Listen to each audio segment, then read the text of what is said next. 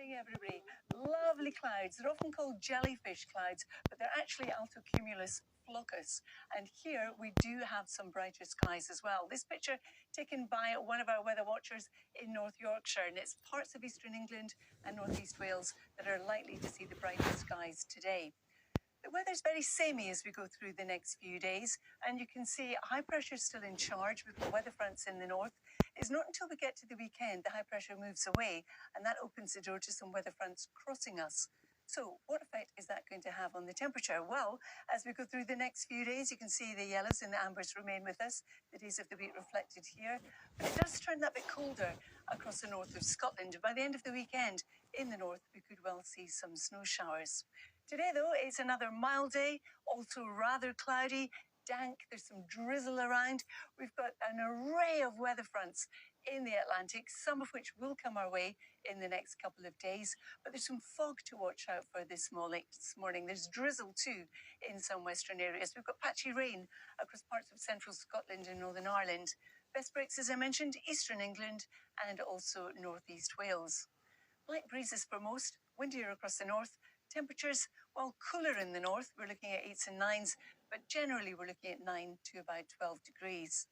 Now, as we head on through the evening and overnight, our weather front in central Scotland and Northern Ireland pushes back northwards. There'll be a lot of cloud left behind, similar to last night, a lot of dank conditions, some drizzle, some coastal and some hill fog. And where we do see some clear skies, we can also see some further patchy fog form. For the time of year, it's not going to be a cold night. We're looking at overnight lows between 5 and 9 degrees. So that takes us into tomorrow. Our weather front pushes northwards. You can see the array of fronts in the Atlantic. But what's going to happen is it will eventually start to come south once again. So we've got the cloud and patchy rain across the north of Scotland. For the rest of the UK, it's a fairly cloudy affair.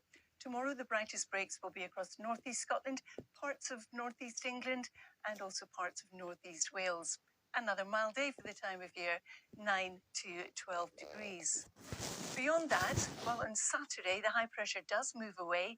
We start to see the weather front slide steadily southwards, taking the rain with it, but it's a slow process. So we've got the rain across Scotland and Northern Ireland. It will sink southwards. We could see a few showers develop ahead of it.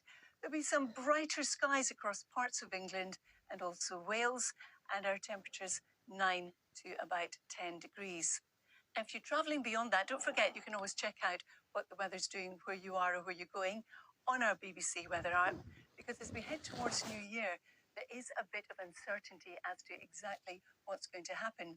Two schools of thought. It looks like it's going to turn cooler, but we could see some very unsettled conditions coming our way. Wet, windy, with some of us seeing some snow. I'm only flagging this in case you're travelling around the New Year period. Do keep watching the weather forecast if you are. Charlie.